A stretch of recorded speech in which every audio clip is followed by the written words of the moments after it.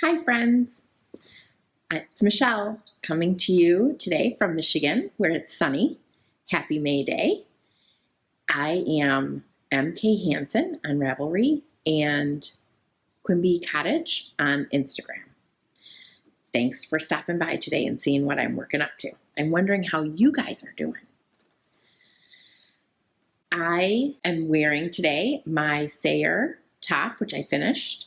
I'll put a picture here. I really like knitting it. I think the detail of the edge of the neckline is really nice. It's technically reversible. On me, I think it looks best with the V-neck in front. I do not think it's flattering at all with the high neck. So I tried it on that way, but I didn't even photograph it because I know I will never, ever wear it that way. But I do really like the top. I made mine in Cascade Cotton Pima. I made mine in Cascade Pima Cotton. And I'm happy with it. I think it's something I'll wear in the summer. It looks a little, the color is a little bright for me. I look best kind of in those like a little dull a little bit. But maybe in the summer when I get a little bit of color, it will be not quite so bad. Anyway, it doesn't matter. The point is I made it. I like it. I'll wear it. It's perhaps not the most flattering thing at home, but that's okay. This is my Melissa scarf that I finished. I think last time we talked about it, I had already finished this. I have blocked it with a little bit of conditioner and it softened considerably. It's beautiful. I love it. I'm only wearing it because it is technically a little cool to be wearing this top, but I wanted you to see that I finished it. And I had one of my daughters take pictures of it. So I figured I might as well just go ahead and wear it for this. And I thought you'd forgive me that I'm not exactly seasonably appropriately dressed, but it is still, we're still in quarantine here in Michigan. So that's what I'm wearing. Let's talk about what I finished. Well, first, before we talk about what I finished, I'm going to insert some stuff here about my stash. I told you I would talk about my stash. Okay, I keep my stash in those 2 Rubbermaid containers. The bottom one is full of Ziploc bags because I separately bag all this stuff. I'm very afraid of bugs. And this is my full stash right here. So all this right here. So I'm going to give you a tour of it. This here is all fingering full balls. It hasn't been used. These are not this red one, but these ones here are for, and this one are for Latvian mittens, and these are for socks. And this is for a baby sweater set that I have not made yet. So that's what all that is. These are partial balls of sock yarn. So this is self-patterning sock yarn, and this is partial balls. These are partial balls. This is self-patterning, and these are partial balls. I definitely want to start keeping some of these and cultivating maybe some more colors because of the Advent socks that Remembrance Pottery came out with this year. I really love doing that, and I hope to do it again. So let's go back to our full balls here. This is all sport weight here. And this is Road to China Light. And so is this one ball right here. I don't know what to do with that, but I want to keep it together. And this ball right here is the same dye lot as these 2. So that's why they're together. This is my only mohair. These are reinforcing threads. And then these are leftover lace weight yarns. And then down here I have, this is my DK weight. So this bag here has my favorite yarn, June, and I keep it all together because I assume when I make it into something, it will all be together. And this is a DK weight here. These are all full balls of worsted here. And then I have this. So this is the wool stock, and so is this, and these are the wool stock scraps that I felted together. I talked about that in a podcast. So these I keep together in a bag because they'll probably be a hat or mittens, like maybe I'll do a striping hat or something. I'm not sure, but I keep these like yarns together. And then this is a single ball of an Aran weight. That's a full ball. So this is a partial, these are partial balls of sport weight. You can see I don't actually knit with a lot of sport weight yarns. This is DK weight scraps. This is worsted weight scraps. This is Aran weight scraps. And, oh, these are worsted too. They're left over from this right here. And then this is an oddball skein. I'm not even sure what weight it is. I think it's maybe worsted. I got it at Vogue Knitting Live. It's a llama yarn. I'm not sure why, but it was something that we were asked to buy in our class, and then we never did anything with it. So I'm not sure what I'm going to do with that. So that's that. Then this over here is all cotton yarns. And these partial bags are all things that they're cottons and linens. These partial bags here are leftovers from projects. There's 101 grams of this leftover, so that really is a full ball of fingering that I could use. And then this together, this is 81 grams, so that could probably be something on its own. And this is also this is probably over 100 grams there, but the rest of this is kind of partial. This is a full ball. I kind of don't know what to do with these partial balls of cotton. Does anybody, what do you guys do with them? Like these are linens. I don't really know. These are all different weights. I just don't really know exactly what to do with them, but I don't know how to get rid of them either. This is my only super bulky. This is Rasta. I have another partial ball of the red Rasta, but I keep it with my presents because I use it a lot of times. It's nice and thick, and I use it a lot of times for ribbons for presents. And then these are leftover chunky bulkies right here. I think they're actually leftover chunkies from different projects. And I don't know. This grain right here, there's probably enough to make a hat out of. I think there's 79 grams of that. These other two are just partials, and I don't know what to do with those. And this is actually something kind of fun. I have one of those icord machines that cranks sock yarn into icord. So this is a ball that I have made of that. I'm going to crank these up too, and maybe some others. My goal is to make this a big ball of yarn, and then on a size 35 needle. They were my grandmother's 35 needles. My plan is to knit this into like a bath mat, because I think that would be really fun to do and super squishy, but it's just all going to be, actually I should do that now because the girls don't have a bath mat in their bathroom. So that's that. Now, I have two shameful projects that I want to talk to you about. This is the first. It is the oldest project in my stash, and I just realized today that I should reknit it. But the truth is, I think I actually don't have this pattern book anymore. This was a Debbie Bliss pattern book, and I used to knit wrong. I used to twist all my stitches. So I don't know if you can see here. I'm sure my gauge has changed. So this definitely needs to be ripped out and made into something else. This was supposed to be a size 18-month little dress. These were little eyelets. It was supposed to be a tank style. These were little eyelets here, and you loop a ribbon through them, and that was for my niece. This is size 18-month, and I made that for her. She is going to be 16 this year, so I think 16 years old. So I feel like maybe it's time to frog this and figure out something else to do with that. And I don't knit with straight needles anymore, and who knows where the matching needle to that is. That's a mystery. And the second embarrassing project that is also quite old are these. I started these when we lived in Pittsburgh, so that was 2 houses ago.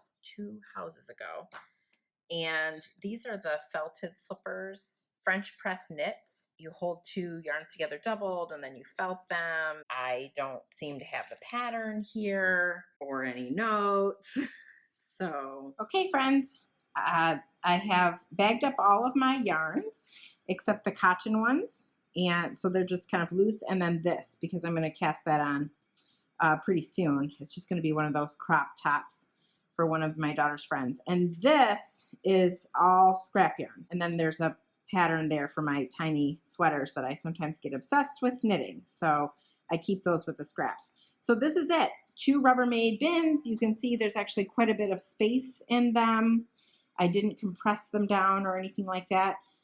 So, however much Mr. Hansen thinks I have too much yarn, I do not. Well, at least in my opinion.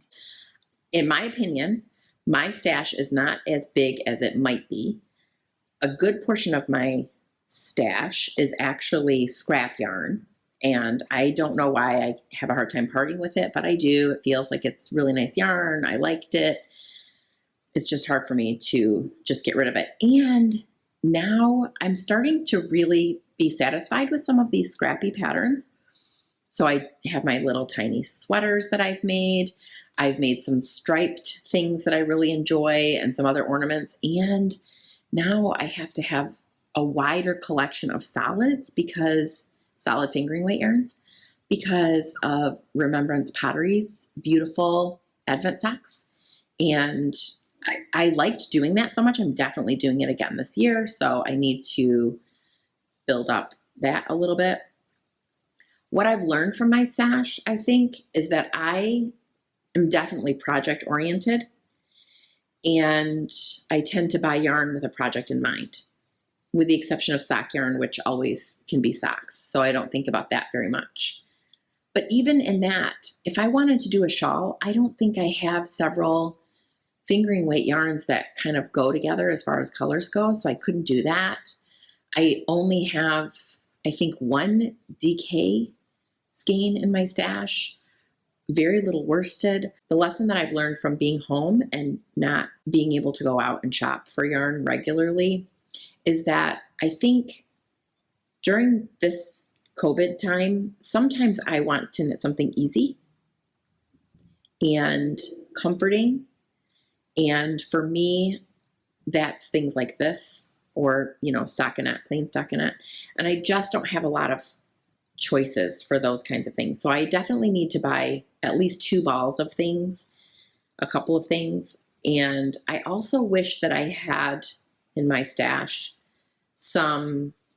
maybe 3 balls of the same yarn, because I could have made hats and scarves for gifts for people. I've been thinking about a lot of my friends and family while we're here at home. And this, I think, is a really good time while I'm thinking of them to make them something. There's been somewhat less pressure, external pressure to accomplish things. I think everybody's sort of running a little bit slower.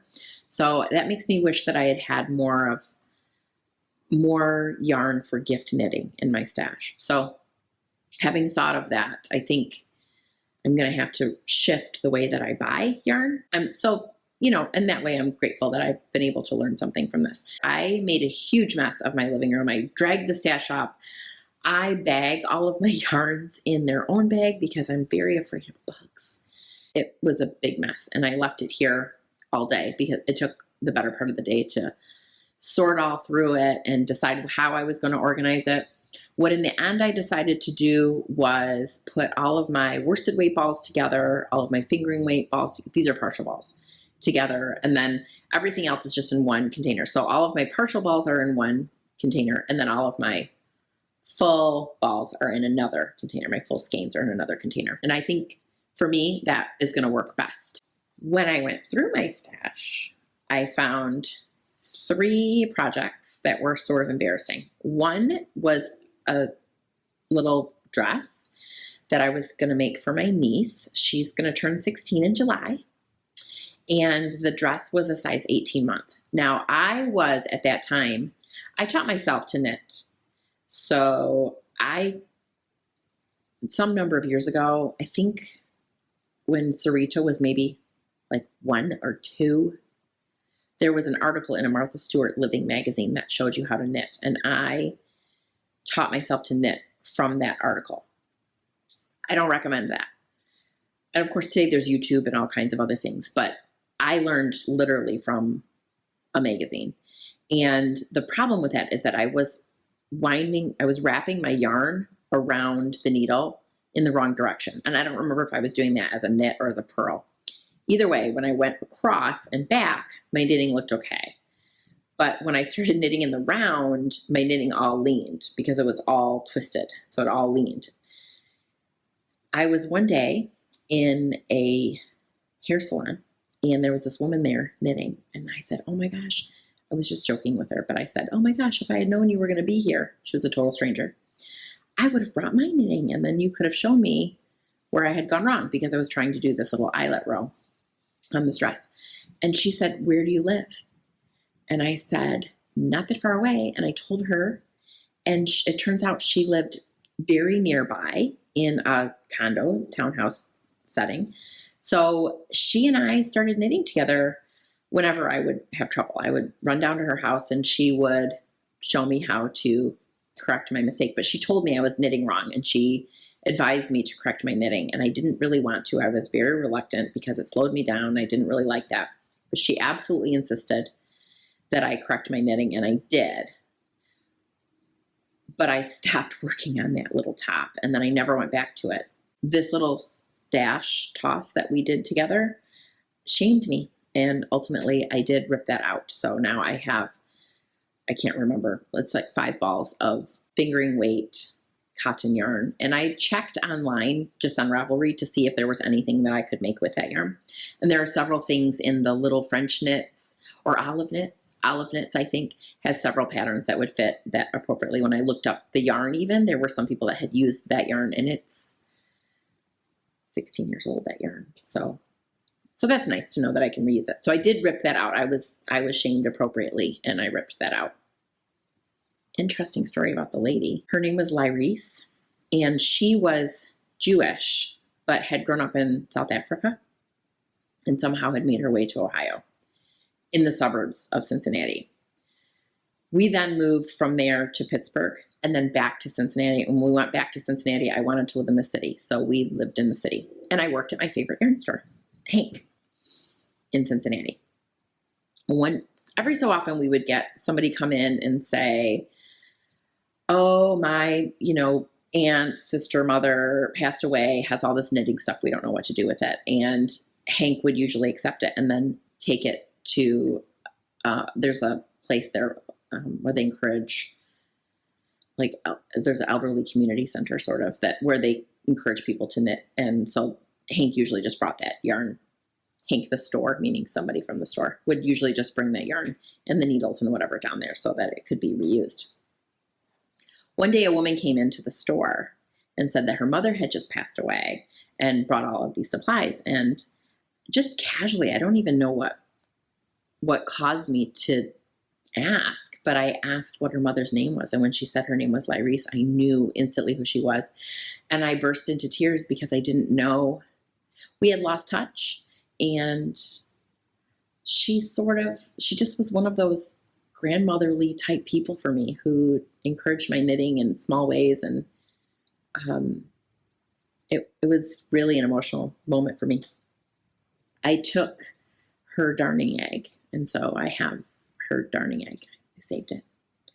And the rest of her stuff went on to something else. But knitting connects us in a way that probably truly all crafts connect us in this way, but there's something about knitting and crochet needlework really in general, where we know that many of our mothers and grandmothers, even if they weren't ours, did that. And so we're connected as women through generations by these hand skills, these needlework skills that we use for beauty, but also for practical reasons. I mean, people need to wear socks and hats and scarves, and there's just something that connects us that we all can do that together. Anyway, that was a long dissertation to tell you that I ripped one of the projects, the felted slipper projects. I just didn't know what to do with that. So I wadded it back up and stuck it back in the bin. And then the icord, I decided to get on and go ahead and finish. There's no bath mat in the girls' bathroom, so they just have been throwing a towel down. It's not usually a big deal, but they've been here for 45 days or something now, which is the longest they've ever been here. And it's now obvious that there's no bath mat. So I went ahead and knitted that icord and made this bath mat look. And I sort of didn't want to block it because I was feeling lazy, but I put a little questionnaire on Instagram and everyone sort of shamed me into it. So I did block it. I just cast on 10 stitches. No, that's a lie. I cast on 20 stitches. on my grandmother's size 35 plastic needles. It does make me wonder if she used those needles for knitting rugs as well, because I can't imagine what else she would have knit with such giant needles. And then I just knit every row. I should have slipped a stitch on the edge and done that, but I didn't. It's literally, and I didn't do anything fancy. I just, when I switched, I just tied a knot. See that? I just tied a knot. I don't think it needs to be fancy. And there's several knots. What's kind of fun about it, actually, is that some of this icord was old in a big ball of icord. So like this hot pink was, I think this was socks that I made for my grandmother. And this kind of marled color right here, this kind of marled stuff right here, my cousin had a baby and we made that into her, I made a kicking bag, which is just like a sack that you put the baby in and it's warm. So you just knit it. I found the pattern on Ravelry. I think Emma is like maybe 8 or 10 now. So I made that a long time ago as well. I mean, it's kind of funny to go back and look. This hot pink, these were fingerless mitts for my niece. These were one of my first pairs of socks. This and this gray right here were my Color Affection shawl. Do you remember that? Did you make that by Vera Valimaki? So it was kind of fun to go back and look at all of this. Now, here's the thing. Some of this yarn is hand washed. It does not have, actually, I don't know for sure if it's hand washed, but I know some of this is fingering weight yarn that doesn't have nylon in it. So I'm going to have to hand wash this and I'm fine with that. But I would not make something like this for someone else. If I did it with someone else, it would definitely be with some nylon in it, superwash, because it's a rug and intended for the in front of the bath. But anyway, I thought it was really cute, really great way to use up your scraps. I used an icord machine. It's plastic and it has a crank in it. I kind of got this great idea that I could take the crank off and then put an electric screwdriver in there. I can't. My electric screwdriver has, I think, a hexagon shape, 6 sides to it. And the little crank only has 4 sides, so it's square.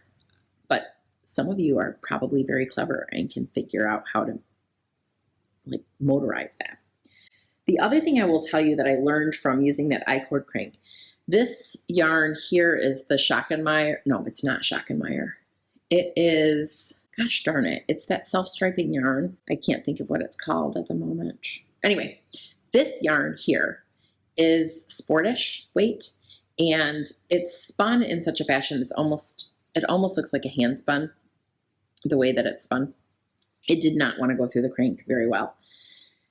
I started a couple of different times and it kept jumping off and kind of clogging up, and I would start it again, and in the end it just didn't want to, it didn't want to be cranked.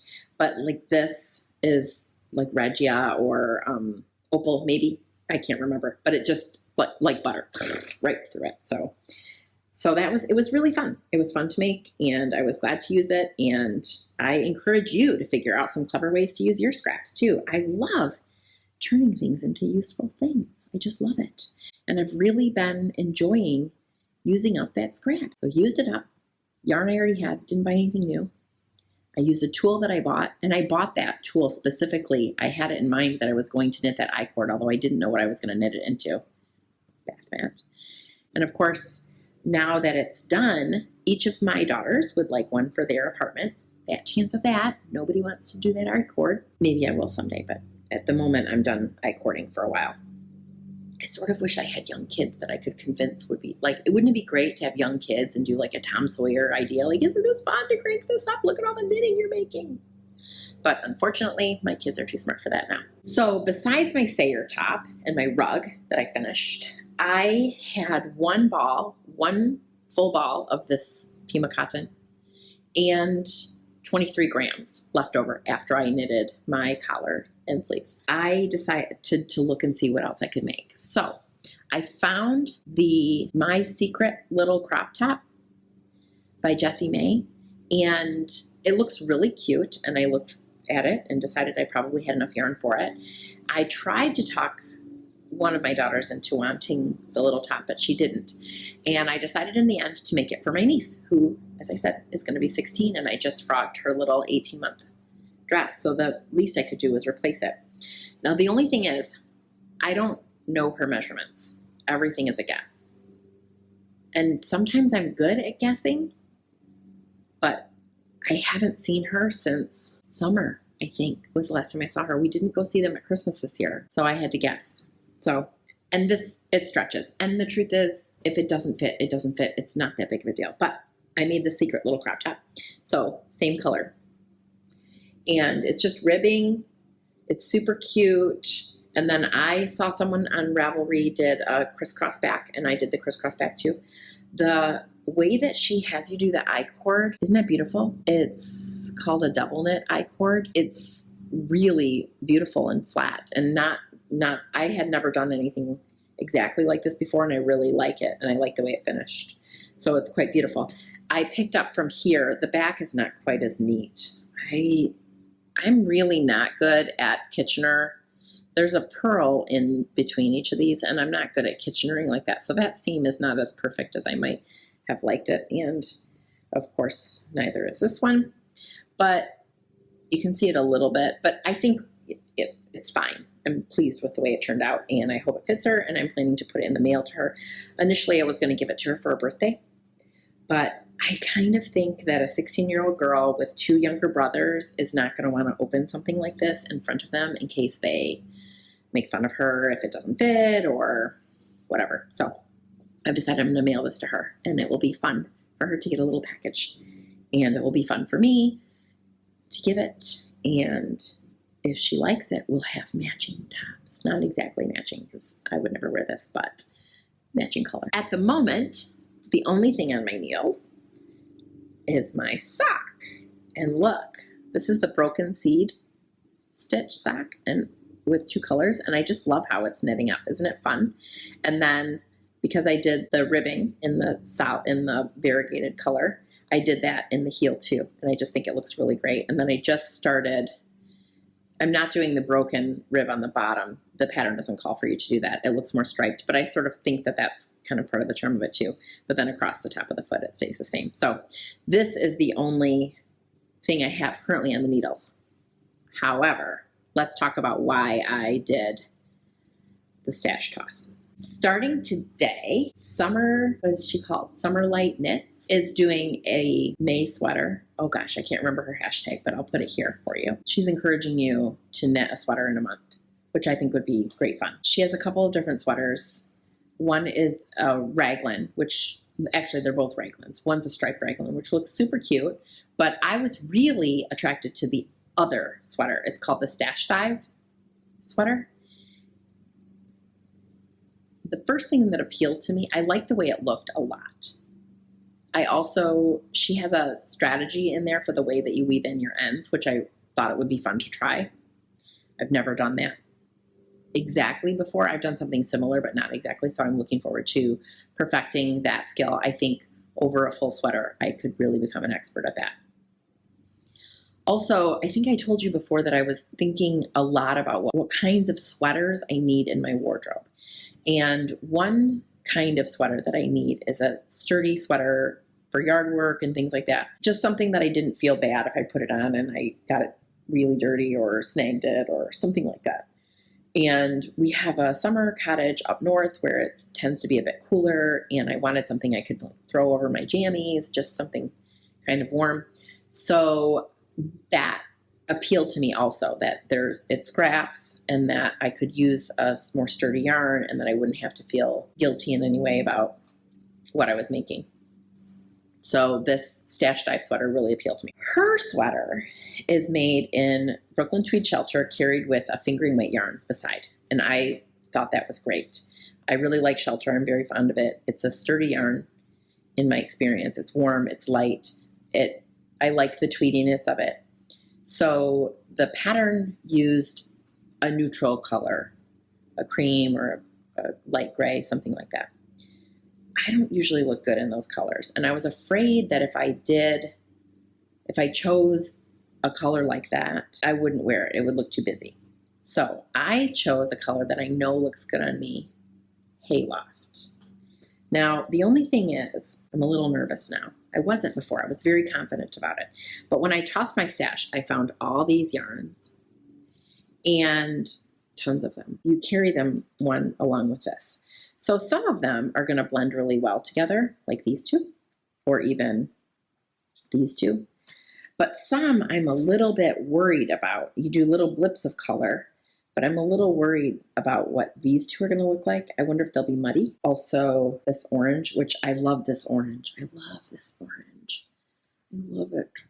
But I wonder what it will look like when I knit it in with this. Will I, for example, want a lot of this together, or maybe just a little blip of it?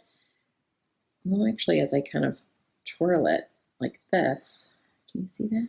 It doesn't quite look so bad. But like this purple, maybe not so much. Let's try it with the purple. So I'm interested to knit it. I hope it's something that I love.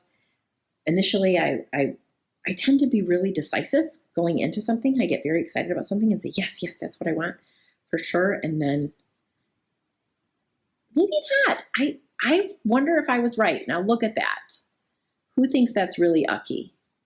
I think maybe this, my hope was that this ball of yarn would kind of tone down some of this other stuff wound together. Because look at it, it's all nuts in there. But I might have been right. I started second guessing myself, but now I might be right. So anyway, I'm going to try and do the stash dive. I have not swatched for it yet. So I've not swatched for this yet, but that's going to be my next project. May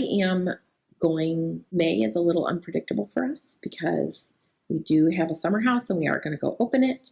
And I want to show you I'm really excited to show you that because I think I've told you all before, we've moved around a lot. I think this is my 13th house, including the cottage, which we have not sold. I think this is my 13th house, but this is like my 15th move because we've lived in temporary housing a couple of times.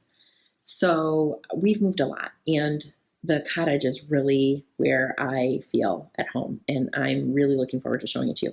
It is tiny, but full of super cutie details that I really love, and I just love being there. And I think one of the things I love about being there is not just that it's close to the lake and it's super cute, but my girls have grown up there. And so here we don't have a lot of those kinds of memories, but at the cottage we surely do. So I'm looking forward to showing you what that's like. I might even take a little bit of it. I've never vlogged. I don't feel like I'm a vlogger. I don't feel like that's my skill or talent.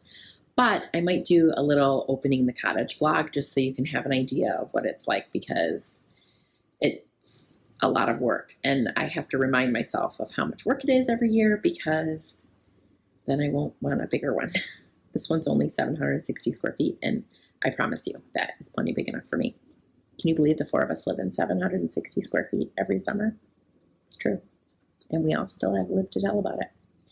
Anyway, it's a beautiful day here. We had several days of solid rain, so much so that I didn't even get my daily walk in. So I'm really excited about the sun today, but it's still Michigan, so still not warm, thus the scarf.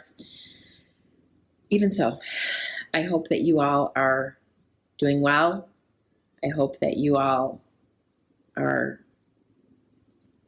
seeing summer come and the brightness and cheer that can bring. I hope your knitting has comforted you, and I hope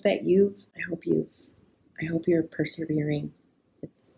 It's not easy, friends. It's not. When we talk about opening up the economy, I think about all those people who, including us maybe, who are finding it hard to find jobs. As I think I've told you before, my husband's been out of work for over a year and a half now, and that is a bit worrisome for us. But we have to stay cheerful and press forward, and so we're going to do it the best we can. I hope that you guys are having a super great day, and I hope your weather is super great, and I hope that it has brought you the cheer that my sunny day has brought me.